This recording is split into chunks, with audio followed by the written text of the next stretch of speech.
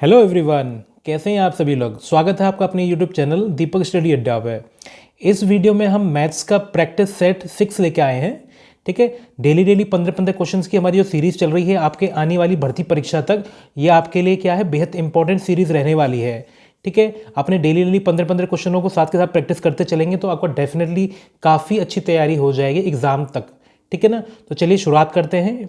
पहले 10 क्वेश्चन क्या हैं, ज्योमेट्री के होंगे यानी कि ज्यामिति के होंगे, और आखिरी के 5 क्वेश्चन क्या हैं, परसेंटेज टॉपिक के होंगे। ठीक है, जो मोस्ट इंपॉर्टेंट क्वेश्चन है वो मैं इस वीडियो में कवर करूंगा। अगर चैनल पर पहली बार आए तो सब्सक्राइब ज़रूर करें ताकि डेली वीडियो जो मैं प्रोवाइड करा रहा हूँ वो आपको टाइमली मिल सके और हमें भी मोटिवेशन मिले ग्रोथ करने में। ठीक है ना, तो चलिए शुरुआत करते हैं। क्वेश्चन नंबर 1, ABCD एक चक्रीय चतुर्भुज है। चक्रीय चतुर्भुज का जो क्वेश्चन आता है तो पहले आपको पता होना चाहिए कि चक्रीय चतुर्भुज होता क्या है। चक्रीय चतुर्भुज ऐसा चतुर्भुज है जो कि एक वृत्त के अंदर होता है। वृत्त के अंदर भी ऐसा कि इसके चारों के चारों कोने सर्कल के ऊपर आए। देखो, पहला, दूसरा, तीसरा, चौथा, चारों कोने क्या हैं, वृत्त के ऊपर हैं। ठीक है, अब अच्छा, लेकिन यहाँ कह रखा है AB वृत्त का व्यास है, तो मैं यहाँ पे इसको व्यास मान लेता हूँ। हालांकि बीच में लग नहीं रहा तो कोई दिक्कत नहीं, मैं मान लिया कि ये मेरा क्या है, व्यास है, डायमीटर है। व्यास यानी कि डायामीटर।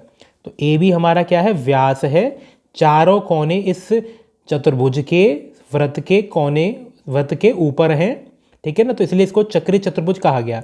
चक्रीय चतुर्भुज की क्या खासियत होती है, चारों कोने ऊपर हैं, पहली बात। दूसरा क्या होता है कि सामने वाले कोणों का योगफल 180 होता है, यानी कि A+C 180 हो गया और B+D भी 180 हो गया। ठीक है, दोनों बातें क्लियर है ना। अच्छा, फिर क्या कह रहा है कि ये इसका व्यास है, डायमीटर। ठीक है, अच्छी बात है। ACD 50 है, ACD। अच्छा, इसको ज्वाइन कर लेते हैं। ये क्या दे रखा है, 50 दे रखा है। ये क्या दे रखा है, 50 दे रखा है। हमसे BAD पूछा है, BAD ये पूरा पूछा है। ठीक है, तो एक चीज़ देखें इसमें अब आप, कि अगर ये पूरा 50 है तो ये बताओ कि ये जो क्या है, एक व्यास है। व्यास क्या होता है, डायमीटर क्या होता है, अर्धवृत्त में आधा वृत्त ऊपर है। हालांकि मैं थोड़ा नीचे बना दिया तो आधा लग नहीं रहा, कोई बात नहीं। अब ये माने कि ये व्यास है। व्यास क्या है, जो कोण बनाता है, कितना बनाता है, 90 डिग्री का, यानी कि ये क्या हो गया, 90। ठीक है, मैं आपको अलग से बता देता हूँ कि कोई भी एक वृत्त हो तो उसमें जो व्यास होता है, व्यास जो कोण बनाएगा वो 90 डिग्री का बनाएगा। ठीक है, ये हमेशा सत्य बात है। यहाँ पे भी तो यही हो रहा है, तो ये व्यास है। ठीक है, ये थोड़ा सर्कल पहले मैं व्यास देखा नहीं, लेकिन आप समझ लीजिए कि AB व्यास है, तो व्यास क्या है, जो कोण बनाएगा 90। तो पूरा देखो, पूरा C कितना हो गया, पूरा C हमारा कितना हो गया, 50 और 90 40, यानी कि C की वैल्यू कितनी हो गई, 140 हो गई। हमसे क्या पूछा है, BAD यानी कि A का मान पूछा है।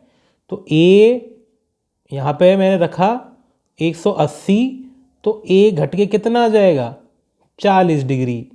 ठीक है, यानी कि सेकंड ऑप्शन हमारा करेक्ट है। ठीक है ना, तो हमने देखा कि ये 50 है, ये 90 होता है, तो टोटल 140 हो गया। टोटल 140 है तो सामने वाला 40 होना चाहिए था, क्योंकि ये तो चक्रीय चतुर्भुज है, सामने वाले कोणों का 180 सम होता है। क्लियर है ना। अगर कहीं भी आपको डाल लगता है तो बैक करके दोबारा देखें, आपको डेफिनेटली समझ में आ जाएगा। आगे देखते हैं क्वेश्चन नंबर 2। दो सकेंद्रीय वृत्तों की त्रिज्या 17 और 25 सेंटीमीटर है। सकेंद्रीय यानी कि कंसेंट्रिक सर्कल, ऐसे दो वृत्त जिनके केंद्र कॉमन हो, एक के अंदर दूसरा सर्कल। ठीक है, अच्छा, मैंने ये बना दिया, ये केंद्र कॉमन है इनका, दोनों वृत्तों का केंद्र क्या है, ये ही है। ठीक है, सकेंद्रीय। त्रिज्या इनकी क्या है, 17 और 25, यानी कि बाहर वाली की त्रिज्या कितनी है, 25, और अंदर वाली कितनी है, 17। अच्छा, एक ऋजु रेखा यानी कि स्ट्रेट लाइन PQRS, एक स्ट्रेट लाइन बना देता हूं मैं। PQRS के बारे में क्या रखा है, P और S तो क्या है, वृत्त को काटती है, यानी कि P और S बाहर वाले वृत्त को टच कर रही है, और अंदर वाले को कौन कर रही है, Q और R। ये बिंदु Q है, ये आर है, ठीक है। तो पी क्यू आर एस एक रिजु रेखा है, स्ट्रेट लाइन है, ठीक है।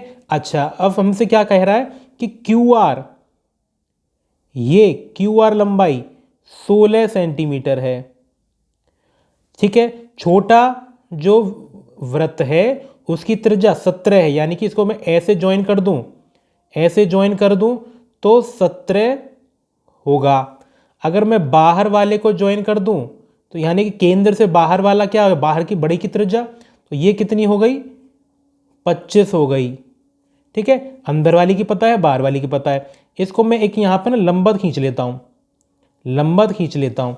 अगर आपको ये देखो ध्यान हो तो मैंने क्या है पिछली वीडियो में बताया कि अगर हम केंद्र से किसी जीवा पर, अब देखो अब क्यू आर क्या है, छोटे वाले की एक कॉर्ड बन गई, जीवा बन गई, जीवा पर अगर परपेंडिकुलर खींचता हूँ तो ये क्या है, बराबर बराबर हिस्सों में बांटेगा, ठीक है। तो अगर चित्रों में अलग अलग करके देखूँ देखो इस तरह से बन रहा है ये चित्र, है ना, ऐसे ही तो हो रहा है। अब एक चीज़ देखो, इस पर मैंने ये लंबवत खींचा तो ये और ये बराबर हिस्से में बटेगा, पूरा 16 है तो 8 में बटेगा, यानी कि ये हिस्सा कितना आ गया, ये हिस्सा आ गया 8 सेंटीमीटर। देखो क्या थ्योरम लग रही है कि एक सर्कल है, सर्कल के केंद्र से एक कॉर्ड पे जीवा पर अगर हम परपेंडिकुलर लंबवत खींचें तो वो बराबर हिस्सों में बांटती है जीवा को, यानी कि पूरा 16 है तो 8 हो गया, यानी कि ये हिस्सा 8 है, ठीक है। ये हिस्सा 17 है, ये 17 है, और ये हिस्सा पूरा क्या है, 25 है, ठीक है। अच्छा, हमसे क्या पूछ रहा है, पी एस पूछा है, पी एस। अगर मैं यहाँ पे इसको डी मान लूँ थोड़ी देर के लिए, अगर मुझे यहाँ से पी से लेकर डी तक की लंबाई मिल जाए तो ये क्या है, इसका दोना कर दूंगा तो ये पूरा नहीं मिल जाएगा, इतना और इतना दुगना हो गया, क्योंकि ये लंबवत है। तो मेरा पहला काम क्या है, मुझे पी डी निकालना है, तो ये पी, ये क्यू, ये डी, ये ओ। अब ये छोटे वाले में देखो, छोटे वाले त्रिभुज में ये 17 है, ये 8 है, तो पाइथागोरस प्रमेय लगाऊं तो इसको x मान लूं, तो 17 का वर्ग बराबर 8 का वर्ग प्लस x का वर्ग। पाइथागोरस प्रमेय लगा दी तो x का मान हल करके आ जाएगा 15, इसे आप हल करके देख सकते हैं, ये आएगा 15, ठीक है। अच्छा, अब देखो बड़े वाले में देखूं, ये कितना आ गया, 15 आ गया, ठीक है। और बड़े वाले में देखूं, बड़े वाले को मैं y मान लेता हूं, तो क्या आएगा, 25 का वर्ग बराबर y का वर्ग प्लस 15 का वर्ग। अब इसको मैं हल करता हूं, 625 आ गया, उसमें से 225 इधर आके घटाऊंगा तो यह आ गया 400 का वर्गमूल 20, यानी कि y का मान कितना आ गया, ये पूरा कितना आ गया, 20 आ गया। अगर देखो यहाँ से लेके यहाँ तक 20 है तो पूरा कितना होगा, दोगुना होगा, यानी कि पी एस की लंबाई कितनी आ गई, 40 सेंटीमीटर, ठीक है। क्लियर है, मैं एक बार और बता देता हूँ, इंपॉर्टेंट क्वेश्चन था काफ़ी। देखो अगर हमें छोटा सर्कल की एक जीवा दे रखी है, अगर उस पर मैं परपेंडिकुलर खींचूं तो मुझे क्या है, आधा मिल जाएगा, परपेंडिकुलर खींचने से बट जाती है। अगर पी एस की बात करूं तो पी एस क्या है, बड़े वृत्त की जीवा है, अगर मैं बड़े वृत्त की पी डी निकाल लूँ तो मुझे पी एस मिल जाएगा। अब पी डी के लिए क्या है, मुझे ओ पी तो 25 दे रखा है, ओ डी की व्यवस्था और हो जाए। ओ डी कैसे मिलेगा, छोटे वाले त्रिभुज में पाइथागोरस लगा के, ओ डी क्या है, छोटे वाले त्रिभुज में पाइथागोरस निकाल के लगा के रख सकते हैं। ये 17 था, ये 8 था, ये 15 आ गया, ठीक है। पाइथागोरस प्रमेय हम सब जानते हैं। अगर मैं बड़े वाले की बात करूं तो ये 25 है, ये 15 आया, तो ये y कितना आ जाएगा, हल करके 20 आ जाएगा। अगर ये इतना हिस्सा 20 है तो दुगना कितना हो गया, 40, यानी कि ऑप्शन 4 हमारा करेक्ट है, ठीक है। आगे देखते हैं क्वेश्चन नंबर 3। एक त्रिभुज ABC में DE क्या है, BC के समांतर है, पैरेलल है। इस बात को हम कैसे लिखें, ABC एक ट्रायंगल है, ठीक है। इसमें DE, D यहाँ पर AB पर है, AB पर है, और E क्या है, AC पर है, तो DE क्या है, BC के समांतर है, ठीक है। अब जब ये समांतर हो ना तो क्या होता है, कई बातें होती हैं। एक तो अच्छा यहाँ पे जो यूज़ हो रहा है हम उसको बता लेते हैं कि जो हमसे क्या पूछा है, A B triangle A B C के क्षेत्रफल को बराबर भागों में बांटता है, यानी कि ऊपर वाले का क्षेत्रफल और नीचे वाले का क्षेत्रफल अगर बराबर बराबर यहाँ पे क्वेश्चन में दे रखा है तो डी बी, यानी कि ये डी बी अनुपात ए बी यानी कि पूरा, ये पूछा है।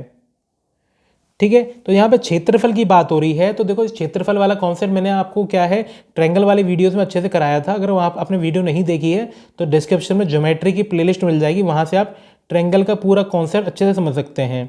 ठीक है, यहाँ पे क्या दे रखा था, ट्रायंगल ए बी सी का क्षेत्रफल, ए बी सी का क्षेत्रफल को बराबर इसमें बांट रहा है। अगर ये दोनों बराबर हैं, अगर ये और ये बराबर है तो ये कह सकता हूँ ना कि ए डी पूरे का आधा हो गया। मैंने मान लिया कि ये 1 है और ये भी 1 है, तो टोटल कितना आ गया 2, तो 2 और ये ए डी 1, यानी कि ए डी कितना हो गया आधा, यानी कि ट्रायंगल ए डी ई क्या है, एरिया इसका क्षेत्रफल पूरे का आधा है। इस बात को हम ऐसे कह सकते हैं नहीं कह सकते। अगर ये और ये बराबर हैं तो ये क्या है पूरे का आधा हो गया, है ना। जब अगर ये दोनों बराबर हैं, मान लो ये 1 है ये 1 है, तो टोटल 2 हो गया, तो 2 का आधा ही तो 1 होता है, यानी कि ए डी ई क्या है क्षेत्रफल इसका आधा है। ठीक है, यहाँ पे क्षेत्रफल क्या है, यहाँ पर बराबर भागों में विभाजित कर रहा था ये डी ई। ठीक है, इतनी बात क्लियर है। अब यहाँ से देखो कि area of A D E triangle का क्षेत्रफल बटे में ट्रायंगल ए बी सी का क्षेत्रफल, इनका जो अनुपात होगा ना, छोटे ट्रायंगल का और बड़े ट्रायंगल का अनुपात, वो क्या होता है, इनकी भुजाओं के वर्ग के अनुपात के बराबर होता है। इसकी भुजा छोटे ट्रायंगल की क्या है ए डी, तो ए डी स्क्वायर, और बड़ा ट्रायंगल क्या है ए बी सी, तो ए बी का स्क्वायर। दो कॉरस्पॉन्डिंग साइड होती हैं, संगत भुजाएं होती हैं, उनके वर्गों के अनुपात के बराबर क्षेत्रफल का अनुपात होता है। अब यहाँ पे क्षेत्रफल की बात करें तो ये तो कितना है, इसको मैं नीचे ले जाऊँ तो 1/2, यानी कि इसकी वैल्यू कितनी दे रखी है। अगर इसको मैं यहाँ नीचे ले जाऊँ तो A D E upon A B C कितना है 1/2, यानी कि इसकी वैल्यू कितनी आ गई 1/2 आ गई। ठीक है, मैं इस क्वेश्चन को चिंता करिए रिपीट कर दूंगा, ठीक है ना, आपको अच्छे से समझ में आ जाएगा। ठीक है, यहाँ पर देखो क्या हो रहा है, अगर मैं यहाँ पे इतनी वैल्यू लिखूं तो मुझे यहाँ से A D upon A B की वैल्यू, यहाँ पे मैं वर्गमूल करूँगा, 1 का वर्गमूल तो 1 हो गया और ए बी का 2 हो गया, यानी कि जो हमारा ए बी है पूरा कितना है √2, और नीचे ऊपर ए डी कितना है ए डी हमारा 1 आ गया। देखो अगर पूरा 2 है रूट में, ऊपर वाला 1 है, तो नीचे वाला कितना हो जाएगा √2 माइनस का 1, √2 माइनस का 1, नीचे वाला हिस्सा क्या है √2 - 1, ऊपर का है 1। हमसे क्या पूछा है डी बी अनुपात ए बी, यानी कि डी बी का ए बी के साथ अनुपात। अगर मैं डी बी को देखूं, डी बी कितना आया √2 - 1, और ए बी कितना है पूरा कितना है √2, तो जो कि हमारा क्या है सेकेंड ऑप्शन में मिल रहा है। ठीक है, क्लियर है। एक बार और देखते हैं क्वेश्चन को। तो क्वेश्चन में क्या कहा जा रहा है कि जो डी ई है वो बी सी के समांतर है, तो छोटे वाले ट्रायंगल का जो अनुपात है एरिया का वो पूरे के अनुपात के हिसाब से हम निकालेंगे, क्योंकि यहाँ पे क्षेत्रफल का कॉन्सेप्ट लग रहा है। ठीक है ना, तो क्या हो रहा है कि अगर ये दोनों क्षेत्रफल बराबर हैं तो ये छोटे ट्रायंगल का क्षेत्रफल पूरे का आधा होगा, ये लिख दिया। तो क्या है इनका, अगर ये छोटा ट्रायंगल और बड़ा ट्रायंगल का मैं अनुपात लिखूं तो वो क्या है, इनकी भुजाओं के संगत भुजाओं के वर्गों के योग, वर्गों के अनुपात के बराबर होगा। तो ए डी का वर्ग अब बटे में ए बी का वर्ग, ठीक है, बराबर में 1/2 कैसे लिखा, क्योंकि इसको अगर मैं देखूं ए डी क्या है ए बी सी का आधा है, ए डी क्या है ए बी सी का आधा है, यानी कि ये दुगना है ये आधा है, तो ये 2 हो गया ये 1 हो गया। वर्ग बोल लूंगा तो यहाँ पर ए डी का वर्गमूल इतना, ए बी स्क्वायर का वर्गमूल इतना, और यहाँ पे लूँगा तो 1 का तो 1, 2 का √2, यानी कि ये वैल्यू निकल के आ गई। अगर मैं यहाँ पे देखूँ तो ए बी कितना है √2, यानी कि पूरा कितना है √2, ए डी कितना है 1, ए डी कितना है 1। अगर पूरा √2 है, इतना हिस्सा 1 है, अगर मैं घटाऊँ तो नीचे वाला हिस्सा कितना आएगा √2 - 1, पूरे √2 में से अगर 1 को माइनस कर दूं तो ये √2 - 1 आएगा। तो दोनों हिस्से मिल गए। तो पूछा क्या था, डी बी और ए बी का अनुपात। डी बी कितना है, √2 - 1, ए बी कितना है, पूरा √2। क्लियर है। आगे देखते हैं। नेक्स्ट क्वेश्चन है क्वेश्चन नंबर 4। देखो आपको ये क्या है, अगर ज्योमेट्री में ज़रा सा भी आपको डाउट लगता है, अगर कॉन्सेप्ट क्लियर ना हो, तो आप हमारी ज्योमेट्री की प्लेलिस्ट आपको डिस्क्रिप्शन में मिल जाएगी, लिंक उसका, आप वहाँ से अच्छे से समझ सकते हैं। मैंने पूरा का पूरा कॉन्सेप्ट 3-4 वीडियो में अच्छे से क्लियर करा रखा है। अगर ज़रा सा भी आपको डाउट लगता है तो ज़रूर देखें उसको, आपको डेफिनेटली काफ़ी हेल्प मिलेगी अपनी तैयारी में। ठीक है। आगे क्वेश्चन नंबर 4 में क्या कह रहा है, ए बी सी एक ऐसा त्रिभुज है जिसमें डी ई बी सी के समांतर है। ये क्या है, समांतर का चिन्ह।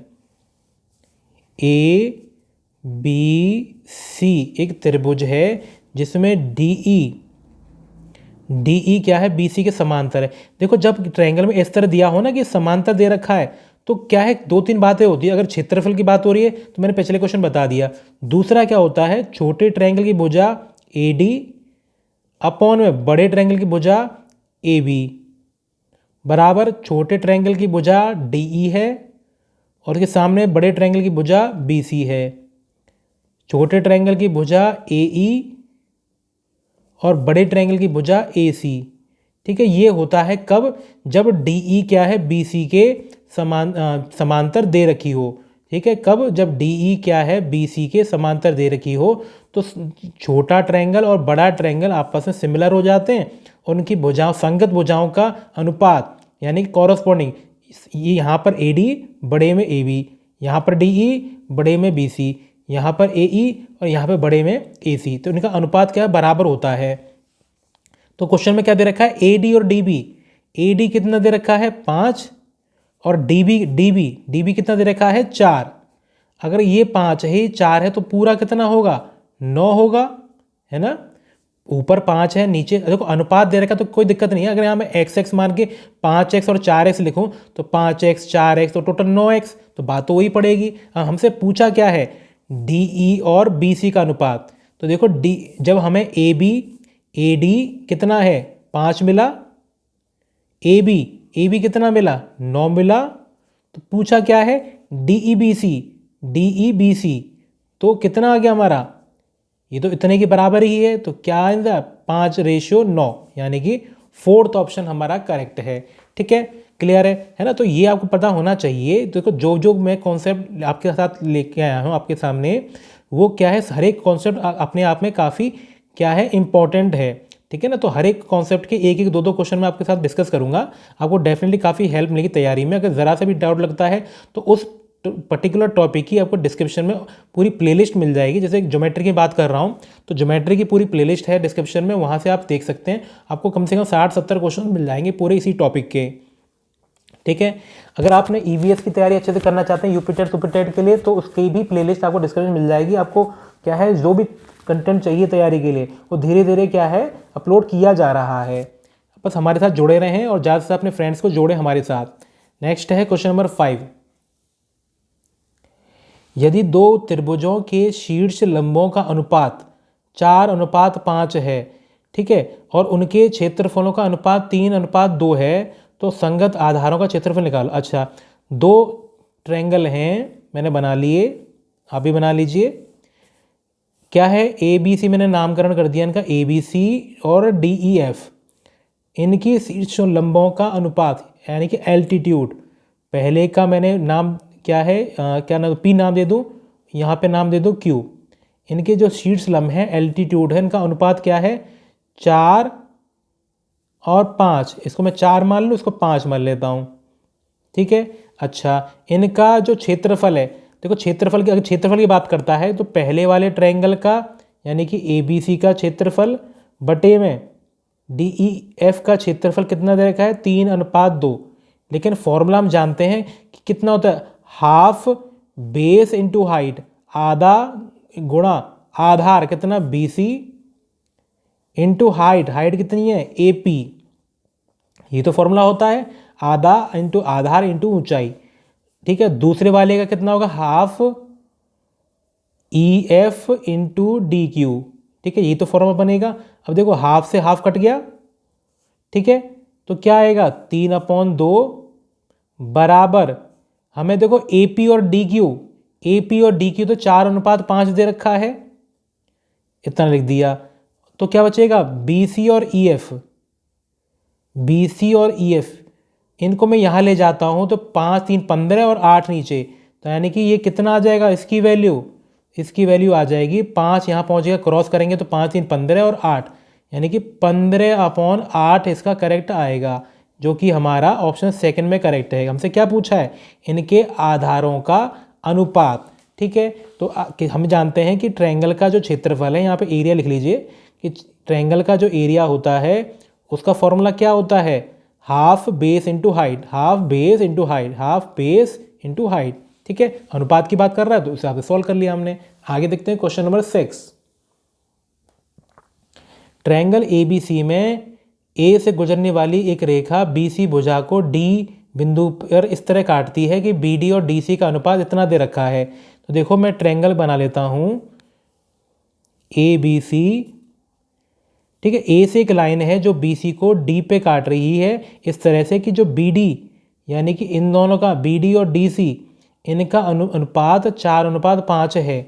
यदि ABD यानी अगर इसका क्षेत्रफल 60 है तो इसका क्षेत्रफल पूछा है, तो आपको पता होना चाहिए कि अगर कोई भी साइड है, साइड को जिस रेशियो में, जिस अनुपात में बांट रही है ये D पॉइंट, उसी अनुपात में क्षेत्रफल बांटेगा। यानी कि इसका एरिया ABD का एरिया बटे में ADC का एरिया क्या है, इनकी जो बेस है BD और DC के अनुपात के बराबर होगा। ठीक है, मैं क्या कह रहा हूँ इस बात को नोट कर लीजिए कि कोई भी लाइन क्या है, साइड को जिस अनुपात में बांटती है उसी अनुपात में क्षेत्रफल भी बट जाता है। जिस अनुपात में कोई लाइन सामने वाली भुजा को, बेस को बराबर हिस्से में बांट रही है, उस बराबर नहीं, जिस अनुपात में बांट रही है उसी अनुपात में क्षेत्रफल भी बढ़ जाएगा। तो देखो ऊपर वाला ABD का क्षेत्रफल कितना है 60, ADC का हमें पता करना है। ठीक है, अच्छा बराबर में BD कितना है 4 और DC कितना है 5। अब यहाँ पे इंटू को 4 से गुणा करूँगा तो ये 15 बार, और 15 से 5 इंटू होगा तो ये आ जाएगा हमारा ट्रायंगल ABC का एरिया 75 सेंटीमीटर। कैसे, 4 से इधर डिवाइड होगा 15 बार और 5 गुणा 15 75 सेंटीमीटर स्क्वायर। ठीक है, क्लियर है ना। आसान से क्वेश्चन है, बस आप 1-2 बार समझ के देखेंगे तो आपको डेफिनेटली समझ में आ जाएंगे। अगर किसी पर्टिकुलर टॉपिक में ज़्यादा डाउट लगता है तो प्लेलिस्ट में जाके, डिस्क्रिप्शन में प्लेलिस्ट जाके वहाँ पे पूरे कंटेंट आप अच्छे से प्रैक्टिस कर सकते हैं। ठीक है, आगे देखते हैं क्वेश्चन नंबर 7।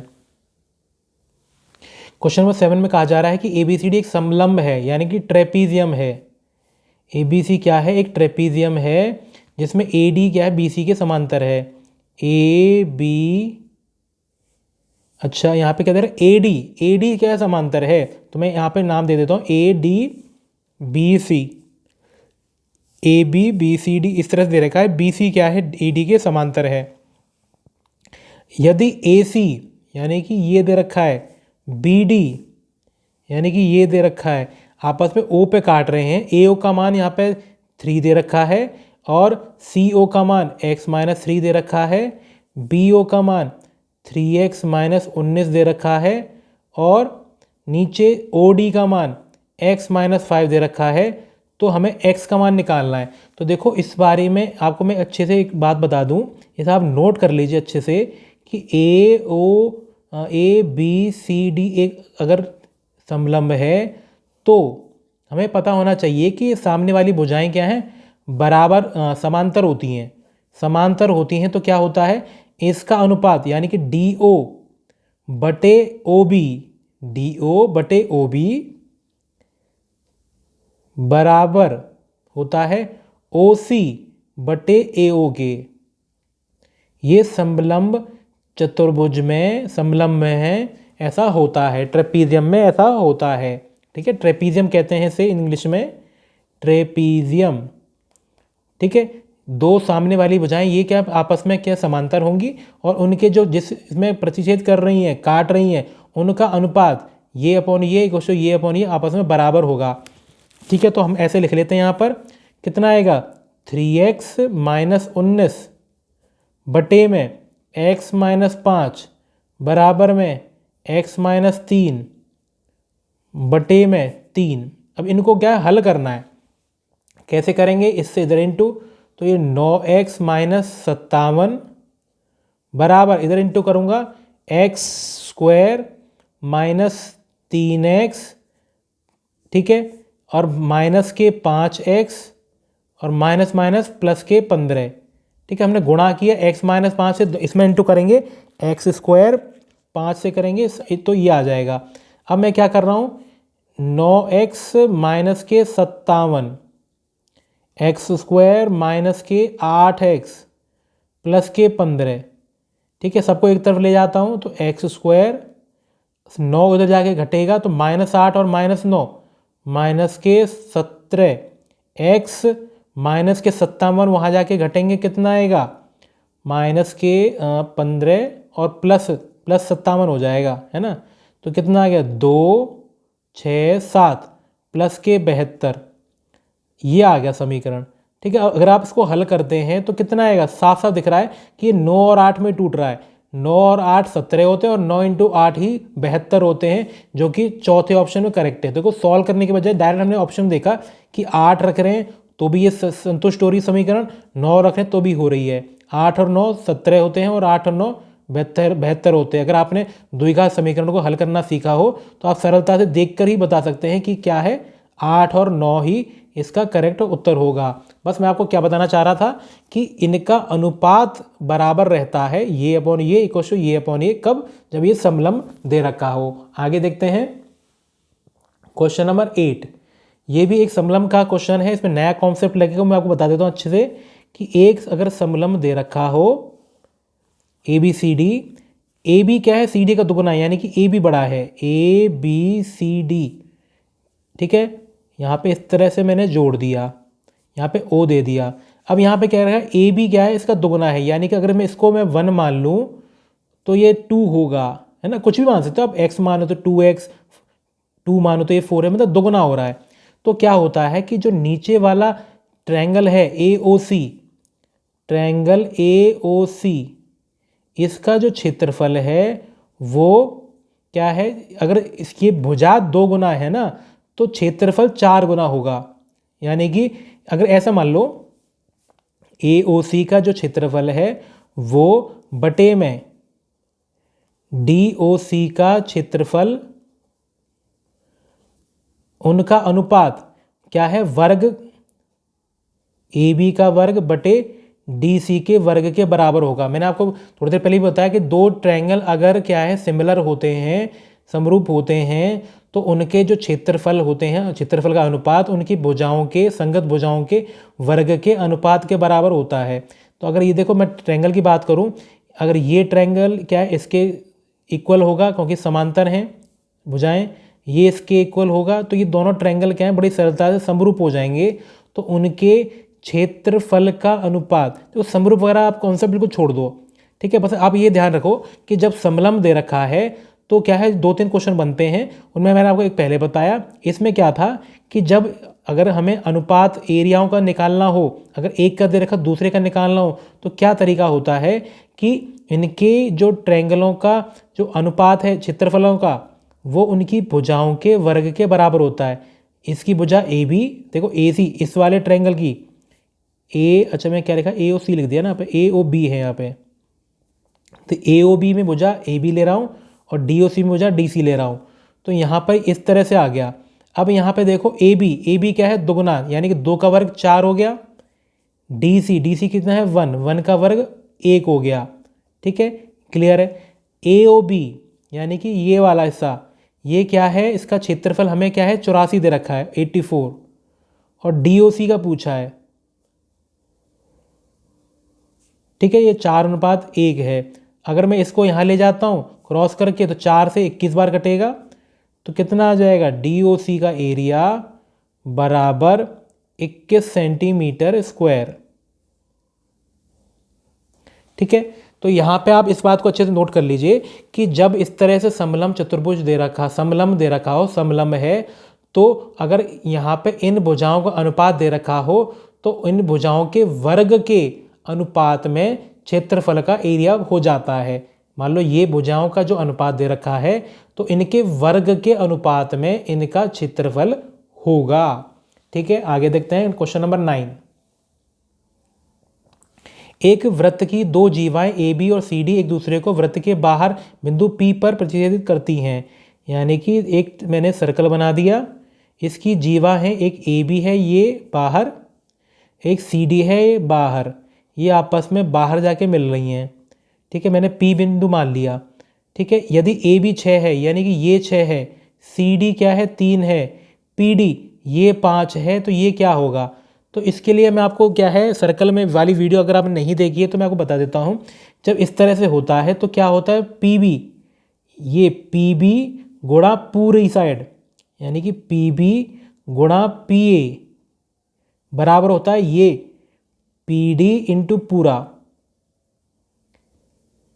P C.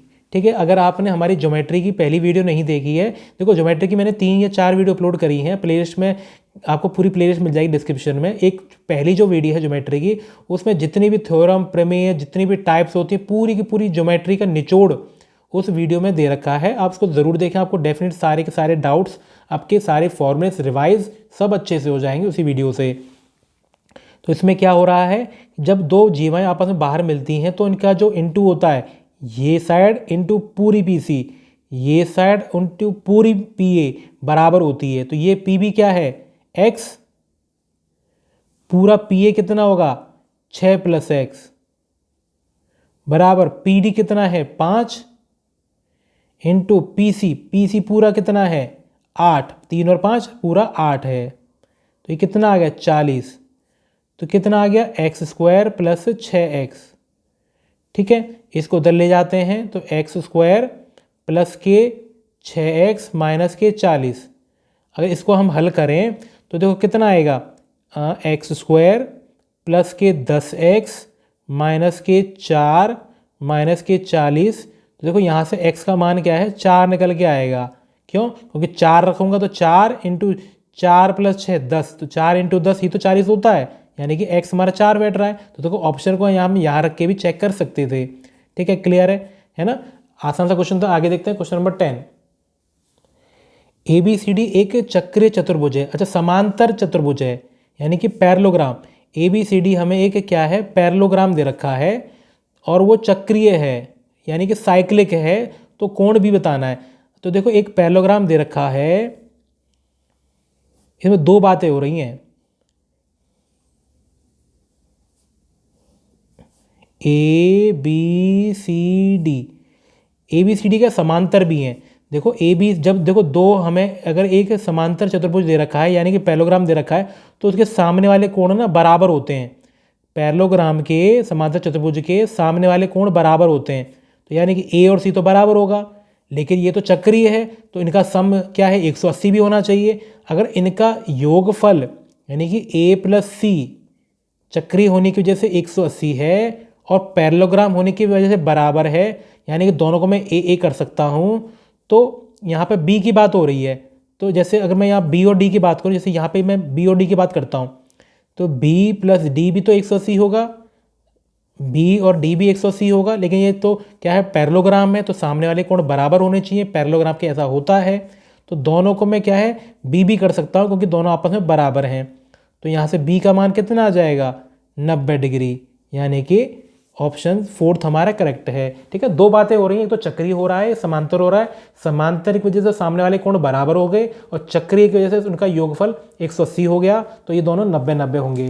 ठीक है, तो ये 10 क्वेश्चन थे हमारे बेस्ट क्वेश्चन ज्योमेट्री के। अब आगे 5 क्वेश्चन क्या है हम परसेंटेज टॉपिक लेंगे। क्वेश्चन नंबर 11, चावल की कीमत 60% बढ़ गई, चावल को पुनः मूल्य पर लाने के लिए कीमत कितनी घटानी पड़ेगी। तो देखो कई तरीके होते हैं, ट्रिक भी हैं। ठीक है, तो कैसे आप सरलता से कर सकते हो मैं वो आपको बताऊंगा। मैं क्या मान रहा हूं कि शुरुआत में कीमत 100 मान रहा हूं, शुरुआत में कीमत 100 मान रहा हूं। क्या कह रहा है 60% बढ़ गई, यानी कि 100 से कीमत कितनी हो गई, 60 बढ़ के 160 हो गई। 100 पर 60%, यानी 100 पे 60 बढ़ा 160। अब क्या कह रहा है, उसको वापस पुनः मूल पे लाना है, यानी कि 160 से अब हमें कहाँ जाना है, लौट के 100 पर जाना है। क्वेश्चन में यही तो कह रहा है कि 100 से हम 160 पे पहुंचे, फिर लौट के हमने 100 पे ही जाना है, पुनः मूल पे। तो कितना कम करना पड़ेगा ये पूछा है। तो एक चीज़ बताओ, 160 से 100 पे जाना है, कितना कम करेंगे, 60 कम करेंगे। तो इसी को तो परसेंटेज में कैलकुलेट करवा रहा है। 60 की कटौती हो रही है कितने पर, 160 पर, परसेंटेज कैलकुलेट करवा रहा है। ठीक है, तो कितना आएगा, 20 से 3 बार, 20 से 8 बार, 4 से 2 बार, 4 से 25 बार, तो 75/2, यानी कि 37.5%।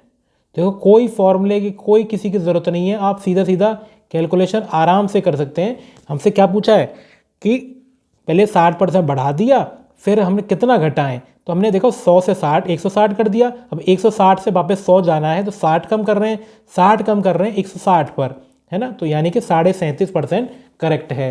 क्लियर है, आसान सा क्वेश्चन था। देखो हम 4-5 क्वेश्चन लेंगे इस टाइप से, इन्हीं टाइपों के, आपको डेफिनेटली काफ़ी चीज़ें समझ में आएंगी। क्वेश्चन नंबर 12, किसी वस्तु के मूल्य को 10% घटा दिया तो पुराने मूल्य पर लाने के लिए कितना बढ़ाना पड़ेगा। तो देखो वही तरीका है, 100 था, 10% घटाया, यानी कि घटाया तो कितना कर दिया, 90। अब हमें वापस लौटना है, 100 पर ही जाना है।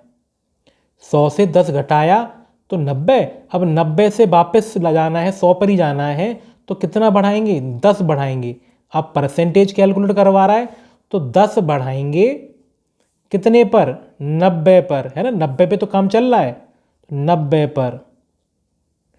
1 0 कट गया, 9 से 100 को काटेंगे तो यह आएगा 11 1/9%। कैसे, 9 × 11 99 और 1 100। ठीक है, क्लियर है। आगे देखते हैं क्वेश्चन नंबर 13। क्वेश्चन नंबर 13 में क्या कह रहा है, ए का वेतन बी के वेतन से 50% ज़्यादा है, तो बी का वेतन ए से कितना कम है। देखो इसके भी कई ट्रिक हैं, लेकिन मैं आपको आसान सा तरीका बताता हूँ। मैं ए और बी की बात कर लेता हूँ। क्या कह रहा है, ए का वेतन बी के वेतन से 50 ज़्यादा है, तो ए का वेतन बी से, तो मैं बी से कह रहा है ना, तो बी को मैं 100 मान लेता हूँ, बी को मैं 100 मान लेता हूँ। तो बी से कितना ज़्यादा है, 50%। 100 पे 50% यानी 50, यानी कि 150 रुपये, यानी बी को 100 रुपये मिल रहे हैं तो ए को 150 रुपये मिल रहे हैं। अब क्या कह रहा है कि बी का वेतन ए से कम, कितना कम है, ए से। अब देखो ए से कह रहा है, अब हमें उल्टे की बात कह रहा है, तो 150 से बी कितना कम है, 50 कम है। अब इसी बात को परसेंटेज में रखवा रहा है हमसे, ये 150 से कितना कम है, 50, और परसेंटेज में करवा रहा है, तो 50 कम है किससे, 150 से। ए से कह रहा है ना, ए से कितना कम है, ए से, तो 150 से कितना कम है, यानी कि बटे में 150 करना पड़ेगा, है ना। जिससे कैलकुलेशन करवा रहा है उसको बटे में रखते हैं। हमसे क्या कह रहा है, ए से कितना कम, 150 से कितना कम, तो ये कितना कटेगा, 3 बार कटेगा। 100/3 कितना होता है, 33 1/3%। ठीक है, क्लियर है, आसान सा क्वेश्चन था। कैसे लिखते हैं, 3 गुणा 3 से 100 को कैसे काटते हैं, 33 बार काटेंगे तो 99, एक शेषफल है तो वो शेषफल ऊपर आ गया, तो ये हमारा यहाँ पर करेक्ट हो गया। नेक्स्ट देखते हैं क्वेश्चन नंबर 14। बी को ए से 20% कम अंक प्राप्त हुए, तो ए को बी से कितने अंक अधिक प्राप्त हुए। तो इसी तरह का क्वेश्चन है कि बी है और ए है, दो जने हैं। क्या कह रहा है, बी को ए से 20% कम, ए को मैं 100 मान लूँ, ए से कम, ए से, है ना, इसलिए मैंने 100 माना क्योंकि 100 से कम बढ़ती की बात होनी है ना। तो 100 से 20 कम कितना, 80, परसेंटेज की बात हो रही है, 20 कम 20% तो 80। अब क्या कह रहा है, तो ए को बी से कितने ज़्यादा मिले, तो ए को बी से, अब बी से कैलकुलेशन करवा रहा है, बी से ए कितना ज़्यादा है ये कह रहा है ना। पहले क्या कह रहा था कि बी ए से 20% कम है, ए से 20% कम, यानी कि 100 से 20 कम 80। अब 80 से ये कितना ज़्यादा है, 20 ज़्यादा है, तो परसेंटेज में देखें तो 20 से ए कितना ज़्यादा है 20, तो बी पे कैलकुलेशन करवा रहा है तो 80। कितना आ गया 20 से कटेगा 4 बार और 4 से 100 को काटें 25%। ठीक है, तो आसान सा क्वेश्चन देखो, कोई फॉर्मूला याद करने की जरूरत नहीं, आप सीधे सीधे देखें क्या कह रहा है। ए से 20 कम, ए से 20% कम। सारी कैलकुलेशन में 100 पे क्यों करता हूं, क्योंकि परसेंटेज कैलकुलेट करना आसान है। 100 से 20 कम, यानी कि 100 था 20 कम किया तो 80 लिख दिया। अब 80 से ये कितना ज़्यादा है 20 ज़्यादा है। परसेंटेज में करूं तो 20 ज़्यादा है 80 पर, तो 20/80 इंटू 100। लास्ट क्वेश्चन है इस वीडियो का, क्वेश्चन नंबर 15। एक जनसंख्या पहले 10% वृद्धि हुई, बढ़ाई गई, फिर 20%, फिर बढ़ाई गई, तो कितने परसेंट की कुल वृद्धि हुई। यानी कि देखो 2 बार 10-10% बढ़ाया जा रहा है, एक बार 10 बढ़ाया, अच्छा एक बार 10 है एक बार 20 है, तो टोटल पूछा है। तो देखो जब इस तरह से हो कि 2 बार परसेंटेज का वेरिएशन आ रहा है और कुल पूछा है, तो सबसे जो बेहतरीन तरीका है वो है x + y + xy/100। अगर कुल 2 बार परसेंटेज में कटौती बढ़ोतरी कम हो रहा है बढ़ती हो रहा है, अगर 2 दे रखा हो तो x + y + xy/100, यानी कि यहाँ पर अगर वृद्धि हो रही है तो प्लस यूज़ करेंगे, अगर कटौती हो रही है तो नेगेटिव यूज़ करेंगे। तो पहला क्या है 10% बढ़ाया गया, यानी कि x की वैल्यू +10। दूसरा भी बढ़ाया गया 20%, यानी कि 20, प्लस x की जगह पे 10 और y की जगह पे 20/100 करेंगे। 2 0 से 2 0 तो 30 और 2 32%, यानी कि कुल प्रतिशत कितना हुआ 32%। ठीक है, क्लियर है। तो देखो ये हमारे क्या है 15 क्वेश्चन हो गए। हम डेली 15 क्वेश्चन लेके चलेंगे एग्जाम तक, तो आपको डेफिनेटली सारा का सारा सिलेबस अच्छे से कवर हो जाएगा आपका। बस आपने हमारे साथ बने रहना है, सब्सक्राइब करें अगर चैनल को नहीं किया है तो, ताकि हमें मोटिवेशन मिल सके ज़्यादा से ज़्यादा वीडियो आपके पास प्रोवाइड कराने के लिए। ठीक है, और ज़्यादा से ज़्यादा फ्रेंड के बीच शेयर करें ताकि हमारा प्रयास ज़्यादा से ज़्यादा लोगों के बीच में पहुँच पाए। So thanks for watching.